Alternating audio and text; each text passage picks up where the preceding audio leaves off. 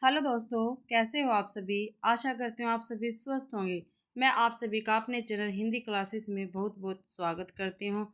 तो आप सभी को पता है भाई, हम 2005 से लेकर 2024 तक PYQ कर रहे हैं। ठीक है, आज हमारी 29वीं क्लास है। कितनी 29वीं क्लास है। तो जिस भी बच्चे ने क्लासें नहीं देखी तो प्लीज़ वो क्लासें देख सकता है। मेरे चैनल पे मैंने प्लेलिस्ट बना रखी है। ठीक है, आपको वो दिख जाएगी। और आज हम 2015 के PYQ करेंगे जो जून पेपर में आए थे, और हिंदी साहित्य के PYQ रहेंगे ये। तो पहला क्वेश्चन रहेगा अपना, महापंडित राहुल सांस्कृत्यायन ने इनमें से किस कवि को हिंदी का पहला कवि माना है। क्या भाई, जो महापंडित राहुल सांस्कृत्यायन है उन्होंने हिंदी का पहला कवि किसको माना, ये हमें बताना है। तो स्वयंभू, सहपाद, पुष्पदंत या गोरखनाथ। तो भाई देखो जो स्वयंभू है, ठीक है, इनको राम कुमार वर्मा ने, जो राम कुमार वर्मा थे, इन्होंने हिंदी का पहला कवि माना है स्वयंभू को। ठीक है, और जो पुष्पदंत है या पुष्पदंत को पुण्य भी कहा जाता है और पुण्य भी, ठीक है, इनको किसने माना था। तो इनको माना था शिव सिंह सेंगर ने। इसने शिव सिंह सेंगर ने माना था भाई हिंदी का पहला कवि। ठीक है, और जो गणपति चंद्रगुप्त जी ने शालिभद्र सूरी को हिंदी का पहला कवि माना था। शालिभद्र सूरी को हिंदी का पहला कवि माना था गणपति चंद्रगुप्त को। ठीक है, शालिभद्र सूरी को भी गणपति चंद्रगुप्त ने हिंदी का पहला कवि माना था।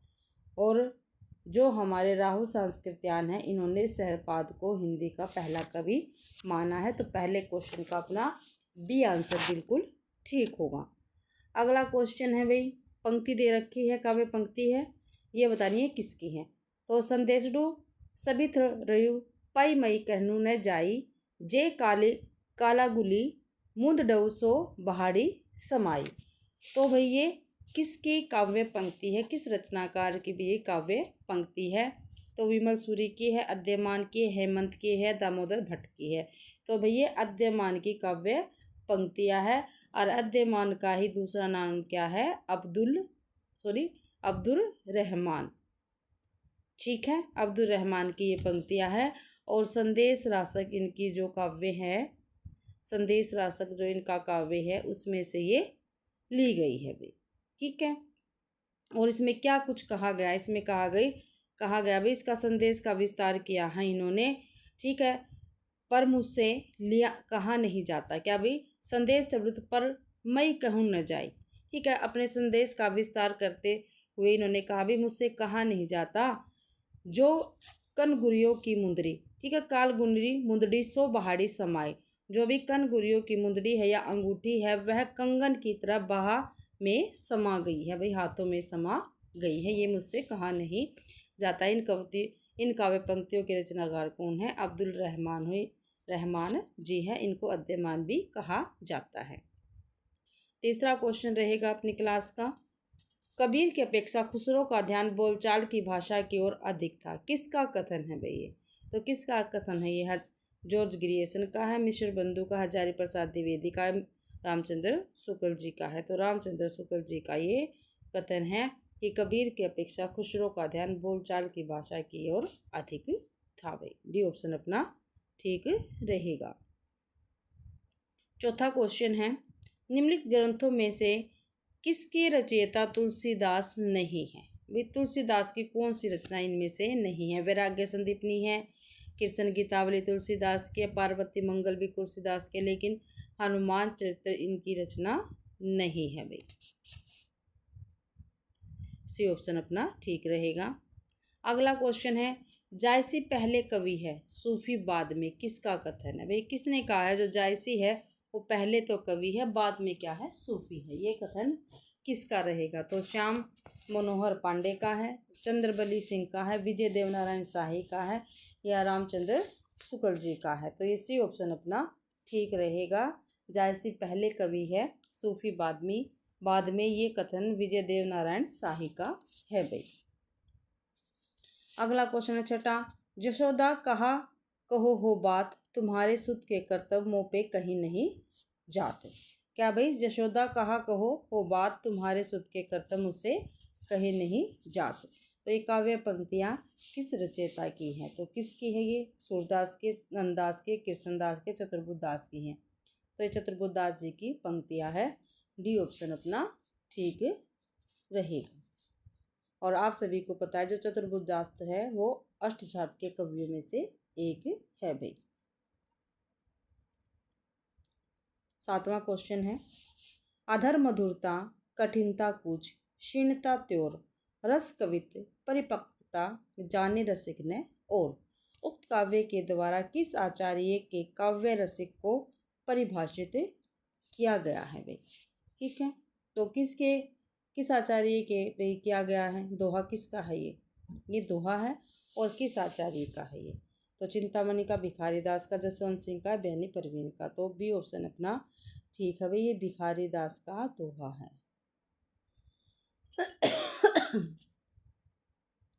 अगला क्वेश्चन है 8वां, निम्नलिखित में से रीति मुक्त कविता की विशेषता कौन सी है? भाई रीति मुक्त कविता की विशेषता हमें बतानी है। स्वच्छंदतावाद है, सामाजिकता है, ऐतिहासिक है, निर्व्यक्तिकतावाद है। तो स्वच्छंदतावाद क्या है? रीति मुक्त कविता की विशेषता है। ए ऑप्शन अपना ठीक रहेगा। अगला क्वेश्चन है, एकांत संगीत किसकी रचना है? तो अभी जो 9वां क्वेश्चन है वो कौन सा है? एकांत संगीत किसकी रचना है ये हमें बताना है। तो श्रीधर पाठक की है, हरिवंश राय बच्चन की है, रामेश्वर शुक्लाचार्य की है, महादेवी वर्मा की है। तो बी ऑप्शन अपना ठीक रहेगा। एकांत संगीत भाई हरिवंश राय बच्चन जी की क्या है? रचना है। और 1939 में इसका प्रकाशन हुआ था भाई। ठीक है, अगला 10वां क्वेश्चन है,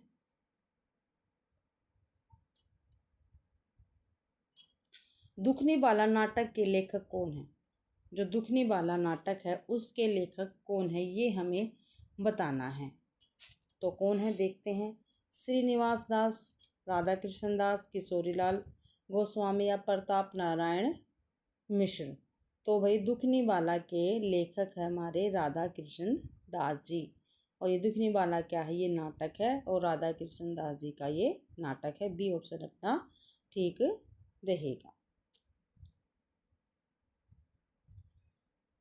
अगला क्वेश्चन 11वां, निम्नलिखित में से कौन सा कहानी संग्रह प्रेमचंद्र का नहीं है?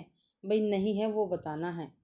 प्रेम पचीसी तो इनका है कहानी संग्रह, प्रेम द्वादशी भी है, शब्द सरोज भी है, लेकिन मोहब्बत की राहें इनका कहानी संग्रह नहीं है। ये है भैरव प्रसाद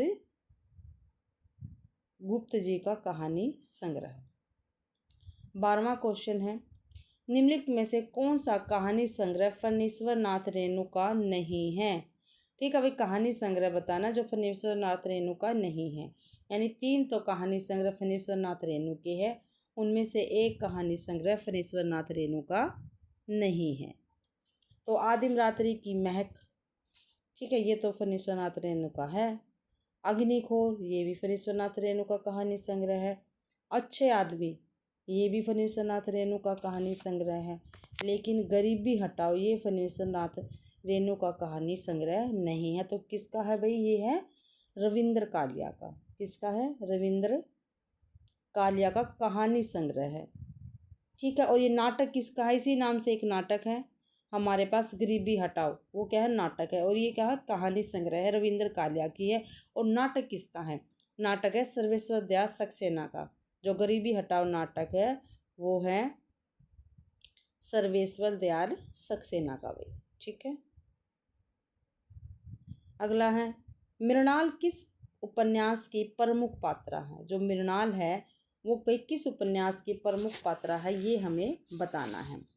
तो निर्वासित की, परख की, त्यागपत्र की या अंतराल की? तो भाई त्यागपत्र की ये प्रमुख पात्रा है मृणाल। ठीक है, और 1937 में इसका प्रकाशन हुआ था त्यागपत्र का। और ये जनेंद्र कुमार का क्या है? उपन्यास है। किस विधा का है? उपन्यास का। ऊपर लिख भी रखा है मृणाल किस उपन्यास की पात्रा है। तो त्यागपत्र क्या है? एक उपन्यास है। ठीक है, और इनके उपन्यास कौन कौन से हैं जैनेंद्र के? एक तो परख है, काफ़ी बार पूछा जाता है, परख 1929 इसका प्रकाशन वर्ष रहेगा। फिर है सुनीता, सुनीता का 1935 प्रकाशन वर्ष है। त्यागपत्र मैंने आपको बता दिया अभी 1937 है। कल्याणी ठीक है 1939 का है। सुखदा 1952 का है। विवर्त 1953 का और व्यतीत भी 1953 का है। यह जैनेंद्र जी के उपन्यास है। अगला क्वेश्चन है बम्बई के मजदूर संगठनों के जीवन संघर्ष पर आधारित उपन्यास है। भाई क्या पूछा इन्होंने? बम्बई के जो मजदूर संगठन है उनके जीवन संघर्ष पर आधारित उपन्यास कौन सा है? तो कौन सा है? आवा है, सम्रांगन है, अनित्य है या अंतवर्षी है? तो आवा है भाई, बम्बई के मजदूर संगठनों के जीवन संघर्ष पर आधारित उपन्यास आवा है। ठीक है, और ये किसका है? ये चित्रा मुद्गल जी का है। किसका है? चित्रा मुद्गल जी का है। और 1999 में इसका प्रकाशित हुआ था और 2003 में चित्रा मुद्गल जी को इस पर व्यास सम्मान भी मिला है। अगला क्वेश्चन है भाई अपना 15वां, शिव शंभू के चिट्ठे के रचनाकार कौन है?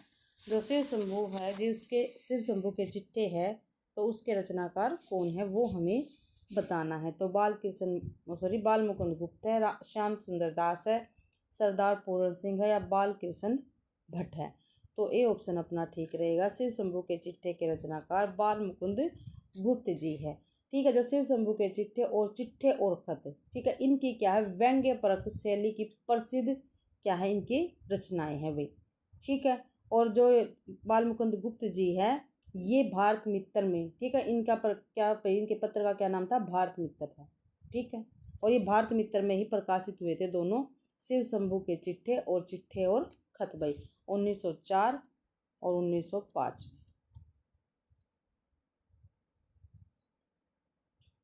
अगला क्वेश्चन, इनमें से कौन काशी नागरिक प्रचारणी सभा के प्रथम सभापति थे? भाई प्रथम बताने हैं।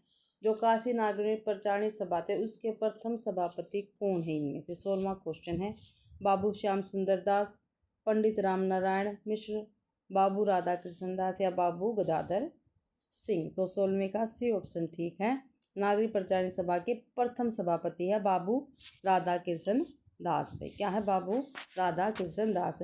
और जो काशी नागरिक प्रचारणी सभा इसकी स्थापना भाई 1893 ईस्वी में हुई थी और किसने की थी? बाबू श्याम सुंदर दास, राम नारायण मिश्र और ठाकुर शिव कुमार सिंह इसके संस्थापक थे और बाबू राधा कृष्ण दास प्रथम सभापति थे भाई। ये मैंने काफ़ी बार आपको बता दिया है। आज 29वां हमारा पेपर है ये जो मैं आपको करवाने लग रही हूँ। 29वीं क्लास में आपको दे रही हूँ, लगभग 50 क्लास में आपको दूंगी हमारे पेपर तक। और आप सभी को पता है 1 जून को क्या है? हमारे हरियाणा प्रोफेसर का पेपर है। ठीक है, और ये जितने भी मैं आपको पेपर करवाने लग रही हूँ ये सभी UGC नेट में आए हुए हैं। ठीक है, और UGC नेट का जो सिलेबस है वही हमारे प्रोफेसर का भी सिलेबस है। तो मैं आपको 50 पेपर आपको करवाऊंगी। 29वां को हमारा आज का पेपर चल रहा है, 50 में आपको करवाऊंगी। ठीक है, क्या पता इससे ज़्यादा हो जाए। इनमें से कौन सा विराम चिन्ह ऐसा है जो हिंदी में अंग्रेजी भाषा से नहीं लिया गया? ठीक है भाई, इनमें से हमें कौन सा ऐसा विराम चिन्ह बताना जो हिंदी में अंग्रेजी भाषा से नहीं लिया गया है भाई। ठीक है, वो हमें बताना है। तो कोमा ये तो लिया गया है। ठीक है, अर्धविराम भी लिया गया है। ठीक है, और क्वेश्चन मार्क भी लिया गया है, लेकिन जो पूर्ण विराम है ये नहीं लिया गया, ये हिंदी का ही है भाई। ठीक है, तो डी ऑप्शन अपना ठीक रहेगा। प्रयत्न के आधार पर लय किस प्रकार की ध्वनि है? ठीक है, लय भाई किस प्रकार की ध्वनि है? देखो भाई जो ये क्वेश्चन है हिंदी व्याकरण के, तो मैंने हिंदी व्याकरण की थोड़ी बहुत क्लासें डाल रखी है, लेकिन आपके लिए इतनी बेनिफिट है अगर आप उनको जाके देखोगे तो उच्चारण स्थान, लय ध्वनि, रै ध्वनि जितनी भी है वो आपकी क्लियर हो जाएगी। तो प्लीज़ आप मेरे चैनल पर विजिट कीजिए और मैंने प्लेलिस्ट बना रखी है और उन वीडियो को आप ज़रूर देखना। तो जो लय है वो क्या है भाई, वो हमें बताना। पार्श्विक है, उत्क्षिप्त है, प्रकंपित है, संघर्षहीन है। तो पार्श्विक ध्वनि है लय भाई। निम्नलिखित में से कौन सा शब्दालंकार नहीं है? ठीक, अभी कौन सा क्या है शब्द अलंकार नहीं है? तो श्लेष ये तो है, विप्सा ये भी है, उपमा, उपमा शब्द अलंकार नहीं है, ये क्या है भाई? अर्था, ये क्या है? अर्था अलंकार है भाई। वक्रोक्ति भी क्या है? शब्द अलंकार है। तो सी ऑप्शन अपना ठीक रहेगा भाई। अगला है 20वां क्वेश्चन, रस सूत्र की व्याख्या करते हुए अभिव्यक्तिवाद की स्थापना किस आचार्य ने की है भाई? क्या? रस सूत्र की व्याख्या करते हुए अभिव्यक्तिवाद की स्थापना किस आचार्य ने की है? अभिव्यक्तिवाद की पूछी है भाई, मैंने काफ़ी बार बताया आपको, भट्टनायक, श्री शंकु, भट्टलोलट या अभिनव गुप्त। तो अभिनव गुप्त ने अभिव्यक्तिवाद की स्थापना की है भाई। अगला क्वेश्चन है, प्रकाशन वर्ष वाला आ गया भाई। ठीक है, प्रकाशन वर्ष के अनुसार निम्नलिखित रचनाओं का सही अनुक्रम हमें बताना है। वही सही अनुक्रम, तो भाई पहला क्वेश्चन ना, सॉरी 21वां क्वेश्चन है हमारा अनुक्रम वाला। ठीक है, सही अनुक्रम हमें बताना है। 21वां क्वेश्चन है, तो भरतेश्वर बाहुबली रास, सावकाचार, चंद्रबाला रास, रेवंतगिरी रास। तो देखो भाई, जो हमारे भरतेश्वर बाहुबली रास है ये 1884 की रचना है। ठीक है, 1884 की है और किसकी है? शालिभद्र सूरि जी की ये रचना है। ठीक है, सावकाचार्य ये है 933 ईस्वी की है और देवसेन की ये रचना रहेगी। चंद्रबाला रास किसके है? ये है 1200 ईस्वी की और आसगु कवि की ये रचना है। ठीक है, और रेवंतगिरी रास ये है 1231 की। ठीक है, और विजय सेन सूर्य की ये रचना रहेगी भाई। तो देखो भाई, सावकाचार 933 है, तो सबसे पहले सावकाचार आएगी, डी ऑप्शन में है भाई। ठीक है, फिर 1184 भरतेश्वर बाहुबली रास, फिर 1200 चंद्रबाला रास, फिर 1231 रेवंतगिरी रास। तो डी ऑप्शन अपना ठीक रहेगा। अगला भाई 22वां क्वेश्चन रहेगा अपना, अलंकार संप्रदाय से संबंधित अलंकार ग्रंथों का सही अनुक्रम हमें बताना है। ठीक है, तो देखते हैं। काव्य, पहले तो भाई सबसे पहले आपको पता है काव्य अलंकार आएगा। ठीक है, आप सभी को पता है काव्य अलंकार आएगा भामा का है, ये नहीं आएगा, पहला ही कट जाएगा भाई। तो काव्य अलंकार किसका? भामा का है और 6ठी शताब्दी का है। ठीक है, 6ठी शताब्दी का है। और अलंकार सर्वस्व ये रुम्यक का है। किसका? रुम्यक का भाई, रुम्यक। ठीक है, रुम्यक का है। ठीक है, और रुम्यक का है और 12वीं शताब्दी का अलंकार सर्वस्व। ठीक है, काव्य अलंकार सार संग्रह, क्या भाई? काव्य अलंकार सार संग्रह है उद्भट का, ये 8वीं सदी का है।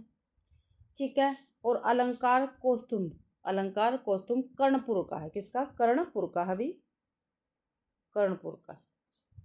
ठीक है, तो ये है भाई 16वीं शताब्दी का, 16वीं सदी का, सॉरी शताब्दी कह रही हूँ, सदी का है, 16वीं सदी का है। ठीक है, ये सभी 8वीं, 6ठी सदी, 12वीं सदी, 8वीं सदी और 16वीं सदी। तो सबसे पहले भाई क्या आएगा? 6ठी सदी काव्य अलंकार। ठीक है, फिर उसके बाद आएगा काव्य अलंकार सार संग्रह। ठीक है, 8वीं सदी। तो भी डी ऑप्शन में है। एक मिनट देखते हैं, पहले काव्य अलंकार, ठीक है 6ठी सदी, काव्य अलंकार सार 8वीं, अलंकार सर्वस 12वीं और अलंकार कौस्तुकम 16वीं में। तो डी ऑप्शन अपना ठीक रहेगा। अगला क्वेश्चन है, जन्म काल के अनुसार पाश्चात्य आलोचकों का सही अनुक्रम बताइए। ठीक है, तो देखते हैं। तो जो कोलरिज है उसका भाई 1772 में क्या है? जन्म हुआ था कोलरिज का।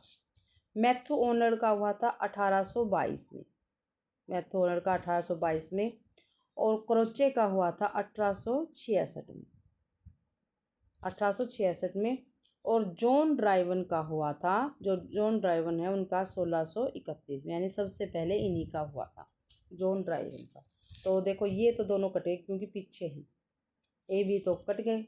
और डी में सबसे पहले जॉन ड्राइडन, तो डी ऑप्शन अपना ठीक है। इसके बाद कोलरिज 1772, फिर मैथ्यू ऑनर 1822, फिर क्रोसे 1866। डी ऑप्शन अपना ठीक रहेगा।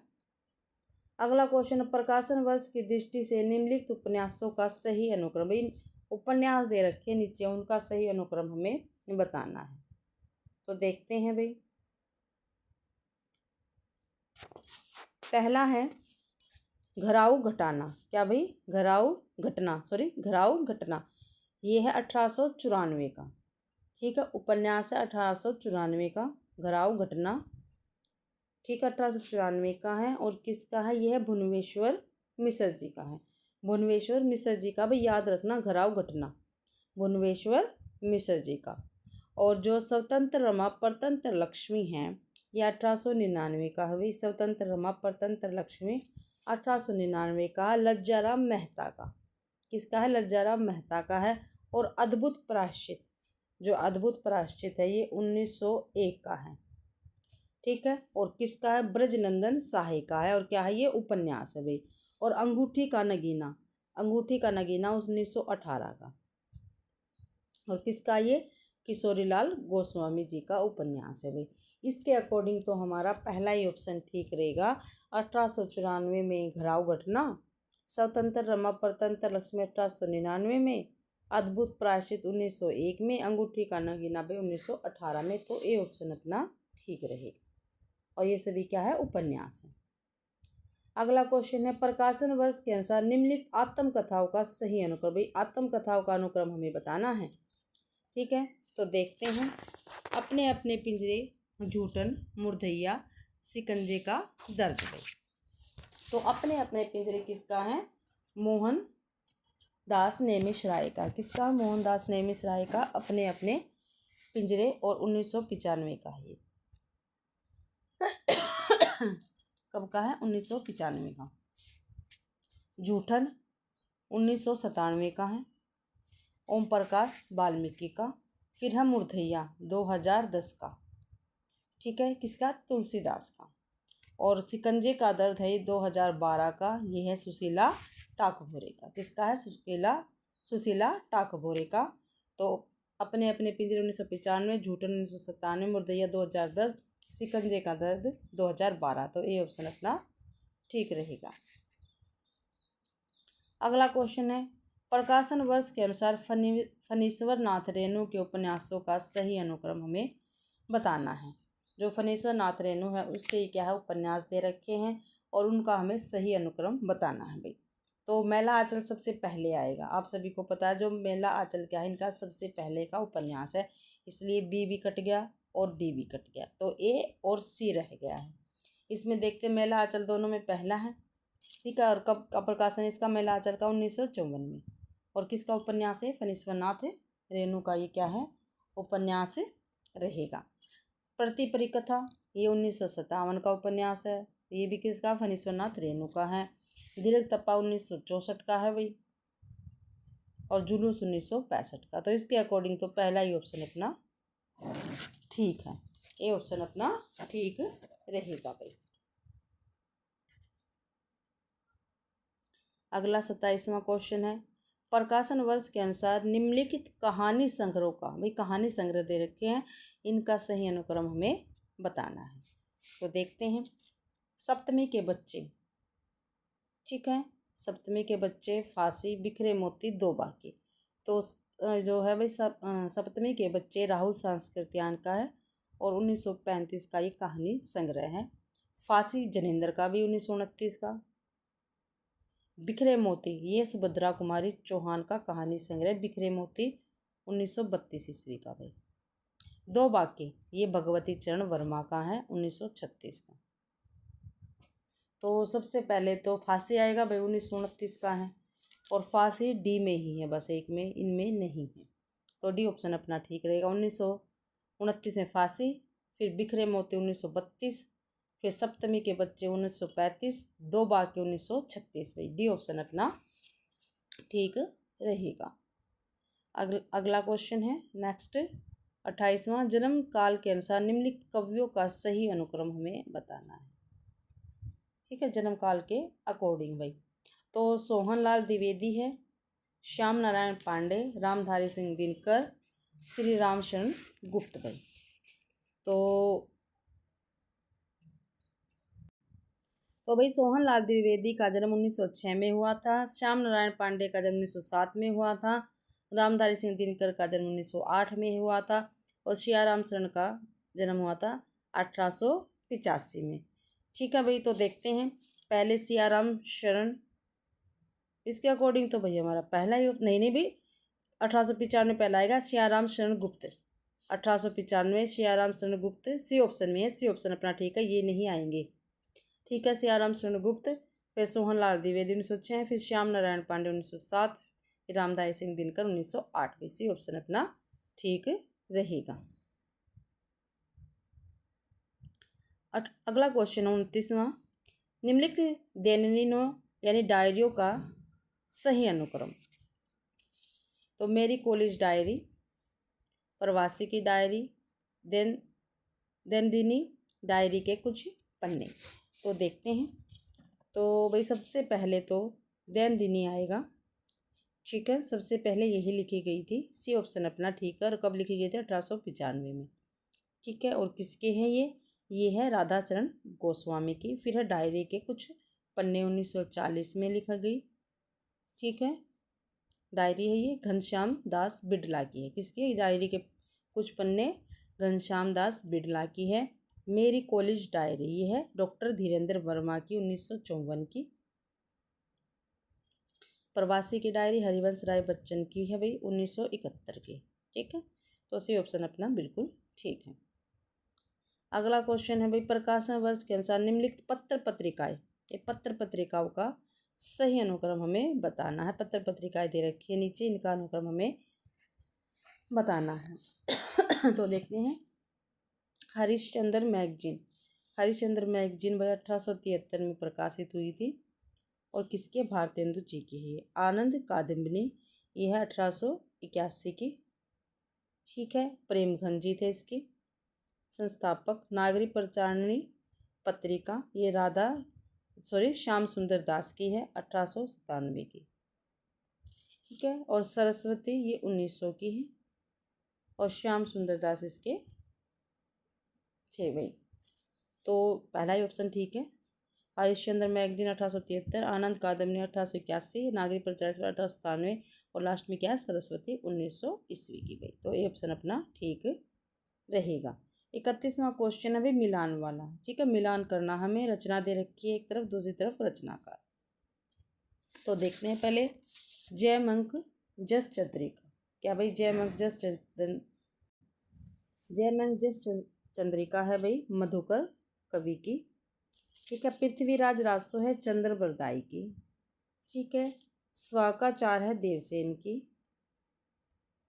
और नेमीनाथ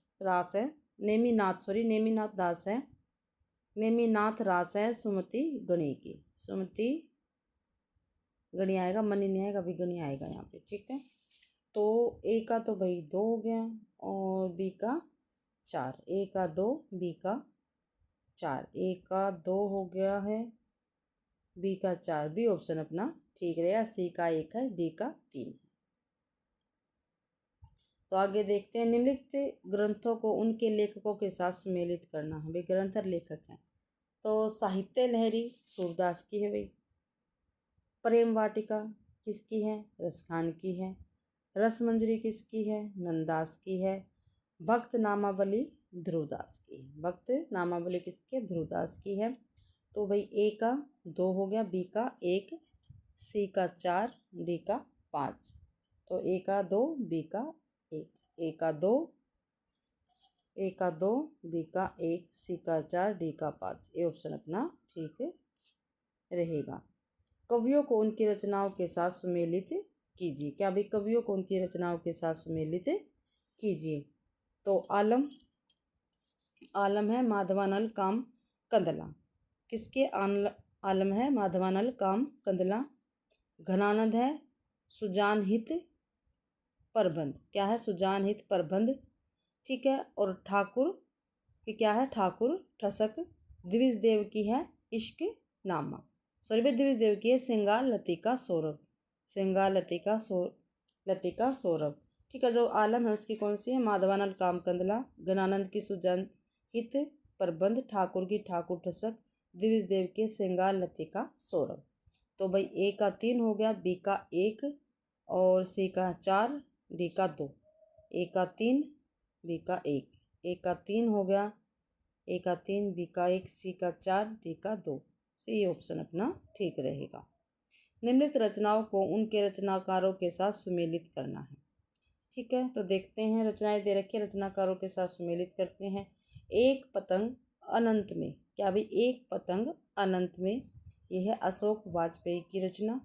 यहाँ से देखा, क्या भाई, यहाँ से देखा केदारनाथ सिंह, क्या भाई, केदारनाथ सिंह यहाँ से देखा केदारनाथ सिंह, बात बोलेगी शमशेर बहादुर सिंह, आत्मजी कुंवर नारायण। ठीक है, तो भाई ए का 3 हो गया, ए का 3, ए का 3, बी का 5, ए का 3, बी का 5, डी का 2 हो गया था, सी का 1। ठीक, अभी डी ऑप्शन अपना ठीक रहेगा। 35वां क्वेश्चन है, रचनाएं दे रखी, रचनाकारों के साथ सुमेलित करना है, तो करते हैं इसको भी सुमेलित भाई। ठीक है, सूखी डाली, सूखी डाली किसके, उपेंद्र नाथ अश्क जी की है। ठीक है, कारवां भुवनेश्वर प्रसाद का है।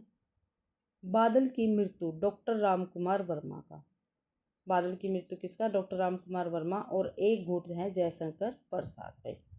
तो ए का 3, बी का 5, सी का 1 हो गया, डी का 2 हो गया। ए का 5, ए का 3 सॉरी, ए का 3, बी का 5, ए का 3, बी का 5, सी ऑप्शन अपना ठीक रहेगा। निम्नलिखित रचनाओं को उनके रचनाकारों के साथ सुमेलित कीजिए। मेरी आत्म कहानी, क्या भाई, मेरी आत्म कहानी, ठीक है, किसकी है, श्याम सुंदर दास की है। मेरी आत्म कहानी है श्याम सुंदर दास की। स्मृति की रेखा है महादेवी वर्मा की। माटी की मूर्ति रामवृष बेनीपुरी। हरिश्चंद्र की है, जो हरिश्चंद्र है, ठीक है, वो किसकी रचना है, शिवनंदन सहाय की है। किसके, शिवनंदन सहाय की है भाई। तो भाई ए का तो हो गया 3 और बी का हो गया 4, सी का हो गया 1, डी का हो गया 2। तो ए का 3, बी का 4, ए का 3, ए का 3 हो गया, बी का 4, सी का 1, डी का 2। बी ऑप्शन अपना ठीक रहेगा भाई। निम्नलिखित लेखिकाओं को उनकी रचनाओं के साथ सुमेलित करना है भाई। लेखिकाएं दे रखी है और उनकी रचनाएं दे रखी है, उनको क्या है, सुमेलित करना है, तो करते हैं। ममता कालिया, एक पत्नी के नोट्स। ममता कालिया क्या है, एक पत्नी के नोट्स भाई। नासिरा शर्मा, जो नासिरा शर्मा है, उनकी रचना कौन सी है, जिंदा मुहावरे, क्या है, जिंदा मुहावरे। चित्रा मुर्दगल, ठीक है, जो चित्रा मुर्दगल है, उनकी कौन सी रचना है, एक जमीन अपनी। अलका सारंगी शेष कादम्बरी, ठीक है। और एक पति के नोट्स, ये किसकी रचना है, ये आप मुझे कमेंट में ज़रूर बताना भाई।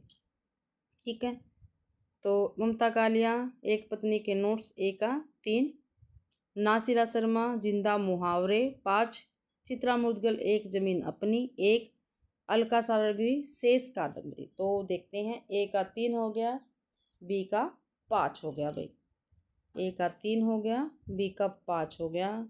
ए का 3 तो देखो 2 ऑप्शन में है, लेकिन बी का 5 एक ही ऑप्शन में है, तो ए ऑप्शन अपना ठीक रहेगा। सॉरी। अगला क्वेश्चन है भाई, काव्य शास्त्री कृतियों को उनके आचार्यों के साथ सुमेलित करना है मैं, तो करते हैं भाई। तो औचित्य विचार चर्चा किसकी है, क्षेमेंद्र की है। किसकी है भाई, क्षेमेंद्र की है। ठीक है। ध्वन्यालोक किसकी है, आनंद वर्धन की है। श्रृंगार प्रकाश ये भोजराज की है। काव्य मीमांसा किसकी है, राजशेखर की है। तो भाई ए का तो 5 हो गया, ए का 5, बी का 1, सी का 3, डी का 4। ए का 5, बी का 1, ए का 5 हो गया, बी का 1, इनमें नहीं है, ए ऑप्शन अपना ठीक रहेगा भाई। 39वां क्वेश्चन है, निम्नलिखित आलोचना ग्रंथों को उनके आलोचकों के साथ सुमेलित करना। भाई एक तरफ तो आलोचना के ग्रंथ है, दूसरी तरफ क्या है, आलोचक है, उनके क्या है ग्रंथों को मिलान करना हमें।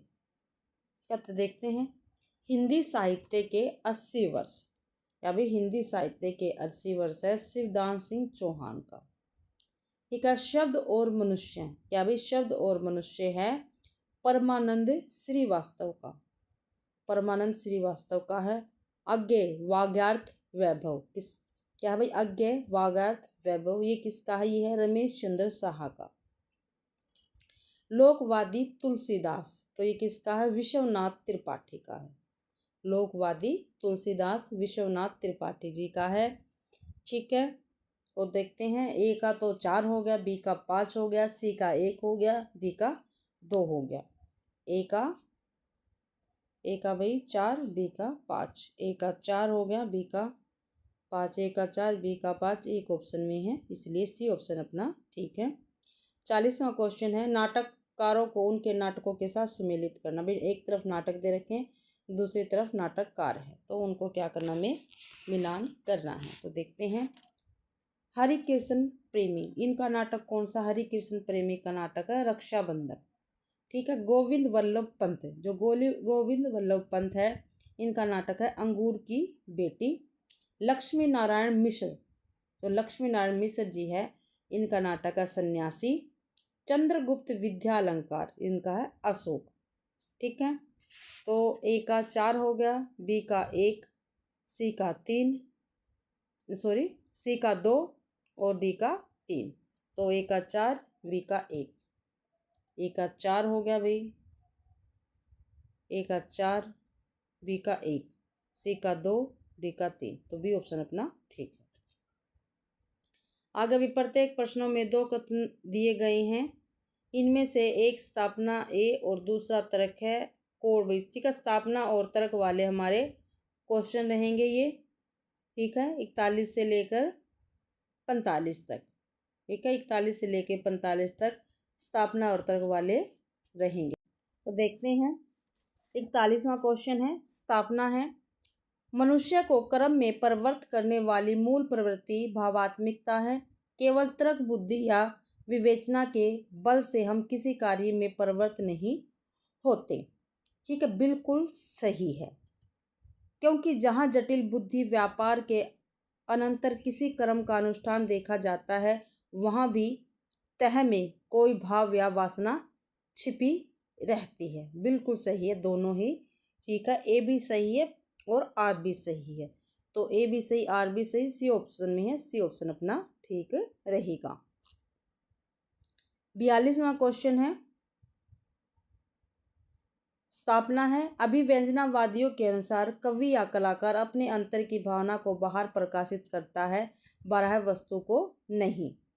ठीक है भाई, क्योंकि अभिव्यंजनावादी अंतर की भावना की जगह बाह्य वस्तु को अधिक महत्व देता है। ये क्या है, गलत, ये बिल्कुल गलत है भाई, आर गलत है, ए सही है, आर गलत है, ये ऑप्शन ठीक रहेगा। स्थापना है। 43वां क्वेश्चन है, 43वां क्वेश्चन है भाई अपना, मन को अनुरंजित करना, उसे सुख या आनंद पहुंचाना ही कविता का अंतिम लक्ष्य माना जाता है। मन को, ये क्या है, गलत है, क्योंकि कविता मनोविलास की सामग्री है, जिससे सहृदय पाठक अपनी कुंठाओं से मुक्त होता है, इसे ही हृदय की मुक्त अवस्था कहा जाता है। ये भी क्या है, गलत है भाई, दोनों ही गलत हैं, ए भी गलत है और आर भी क्या है, गलत है। 43 का सी ऑप्शन अपना ठीक रहेगा, ए और आर दोनों गलत हैं। स्थापना, फ्रायड के अनुसार कला और धर्म। 44वां क्वेश्चन है भाई हमारा, फ्रायड के अनुसार कला और धर्म दोनों का उद्भव अचेतन मानस की संचित प्रेरणा और इच्छाओं में ही होता है। इस काम शक्ति के उन्नयन के फलस्वरूप कलाकार सर्जन करता है। क्या भाई, कलाकार क्या करता है, सर्जन करता है, ये बिल्कुल ठीक है, क्योंकि अवचेतन मानस में काम शक्ति के उन्नयन के फलस्वरूप कलाकार सर्जन करता है। ये क्या है भाई, गलत है, काम शक्ति के सर्जन, ये क्या है हमारे यहाँ से गलत है, ए सही है, आर गलत है, बी ऑप्शन अपना ठीक रहेगा। 45वां सी ऑप्शन देखते हैं, स्थापना। ठीक है, 45वां क्वेश्चन देखते हैं भाई। स्थापना देखते हैं। काव्य का जो चरम, क्या भाई, काव्य का जो चरम लक्ष्य है सर्वभूत को आत्मभूत करा के अनुभव कराना है, उसके साधन में भी अहंकार का त्याग क्या है, आवश्यक है। क्या अभी दोबारा से पढ़ते हैं इसको। काव्य का जो चरम लक्ष्य सर्वभूत को आत्मभूत करा के अनुभव कराना है, उसके साधन में भी अहंकार का त्याग आवश्यक है। क्या है, बिल्कुल सही है भैया। ठीक है, क्योंकि जब तक इस अहंकार से पीछा न छूटेगा तब तक प्रकृति के सब रूप मनुष्य की अनुभूति के भीतर नहीं आ सकते। ये भी क्या है, ठीक है। ए भी सही है, आर भी सही है, सी ऑप्शन अपना ठीक रहेगा। आगे भाई एक अवतरण दे रखा है, इसको पढ़ के हमें क्वेश्चन आंसर करने हैं। तो इसको पढ़ते हैं हम। कविता ही मनुष्य के हृदय को सवार संबंधों से संकुचित मंडल से ऊपर उठाकर लोक सामान्य भावभूमि पर ले जाती है, जहाँ जगत की नाना गतियों के मार्मिक स्वरूप का साक्षात्कार और शुद्ध अनुभूतियों का संचार होता है। इस भूमि पर पहुँचे हुए मनुष्य को कुछ काल के लिए अपना पता नहीं रहता। वह अपनी सत्ता को लोक सत्ता में लीन किए रहता है। उसकी अनुभूति सबकी अनुभूति होती है या हो सकती है। इस अनुभूति योग के अभ्यास से हमारे मनोविकार का परिष्कार तथा शेष सृष्टि के साथ हमारे रागात्मक संबंधों की रक्षा और निर्वाह होता है। जिस प्रकार जगत अनेक रूपात्मक और अरूपात्मक है, उसी प्रकार हमारे हृदय भी अनेक भावात्मक है। इन अनेक भावों का व्यायाम और परिष्कार तभी समझ जा सकता है जबकि इनका प्रकृति सामंजस्य जगत के भिन्न भिन्न रूपों, व्यापारों या तत्वों के साथ हो। इन्हीं भावों के सूत्र से मनुष्य जाति जगत के साथ तदात्मता का अनुभव चिरकाल से करती चली आई है भाई। ये हमारा क्या था, अवतरण था। ठीक है, और इसी अवतरण के आधार पर हमें क्वेश्चन आंसर करने हैं भाई। तो 46वां क्वेश्चन है। ठीक है, भावों का व्यायाम और परिष्कार कब संभव है। क्या भाई, भावों का व्यायाम और परिष्कार कब संभव है। ठीक है, तो कब संभव है। भावों का स्वाभाविक संबंध मानव जगत से स्थापित होने पर नहीं। भाव का स्वाभाविक संबंध प्रकृति जगत से नहीं भाई। भाव का स्वाभाविक संबंध मानवेतर जगत से स्थापित होने पर नहीं। भाव का स्वाभाविक संबंध विश्व के विविध रूपों, व्यापारों के साथ स्थापित होने पर भाई। डी ऑप्शन अपना ठीक है, हमने ऊपर भी ये अवतरण में पढ़ा है। 47वां क्वेश्चन है। अनेक रूपात्मक जगत की तरह हमारा हृदय अनेक भावात्मक है। ठीक है भाई, क्या भाई, अनेक रूपात्मक जगत की तरह हमारा हृदय भी क्या है, अनेक भावात्मक है। क्यों है भाई। जगत की सत्ता से हमारी हृदय की सत्ता निरपेक्ष है। अनेक रूपात्मक जगत की आंतरिक अभिव्यक्ति हमारे हृदय द्वारा संभव है। बी ऑप्शन अपना ठीक है भाई। 48वां क्वेश्चन है। मनुष्य जाति जगत के साथ तादात्म्य का अनुभव किसके कारण करती है। जो मनुष्य जाति है वो जगत के साथ तादात्म्य का अनुभव किसके कारण करती है, वो हमें बताना है। तो बुद्धि के सामंजस्य के कारण नहीं, मन के सामंजस्य के कारण नहीं, अहंकार के सामंजस्य के कारण नहीं, हृदय के सामंजस्य के कारण भाई। डी ऑप्शन अपना ठीक रहेगा। अगला क्वेश्चन है। शुद्ध अनुभूतियों का संचार कब होता है भाई। जो शुद्ध अनुभूतियां हैं उनका संचार कब होता है, तो लोक सामान्य की भावभूमि से हृदय को मिलाने से। ए ऑप्शन अपना ठीक है भाई। लोक सामान्य की भावभूमि से जब हृदय का मिलन होता है, जब शुद्ध अनुभूतियों का संचार होता है। अगला क्वेश्चन है 50वां। हमारे मनोविकारों का परिष्कार किस दशा में संभव है। जो हमारे मनोविकार है उसका परिष्कार किस दशा में भाई संभव है, ये हमें बताना है। तो लोक सत्ता से अपनी सत्ता को विशिष्ट समझते रहने से नहीं, लोक सत्ता से अपनी सत्ता को निरर्थक समझते रहने से नहीं, लोक सत्ता के सामने अपनी सत्ता का समर्पण कर देने के अभ्यास से। ये बिल्कुल ठीक है, सी ऑप्शन अपना ठीक रहेगा भाई। तो इसी के साथ ही आज का जो हमारा पेपर है PYQ है वो क्या है, कंप्लीट होते हैं। ठीक है भाई, आशा करती हूँ आप सभी को ये वीडियो पसंद आई होगी। ठीक है, अगर आप सभी को ये वीडियो पसंद आती है तो प्लीज़ मेरी वीडियो को लाइक कीजिए, ज़्यादा से ज़्यादा शेयर कीजिए और कमेंट तो आप करना बिल्कुल भी ना भूलें। और मेरे चैनल को सब्सक्राइब ज़रूर से ज़रूर करना, क्योंकि आप सभी को पता मेरा चैनल क्या है, नया है भाई। ठीक है, और आप सभी का मेरी क्लास देखने के लिए बहुत बहुत धन्यवाद।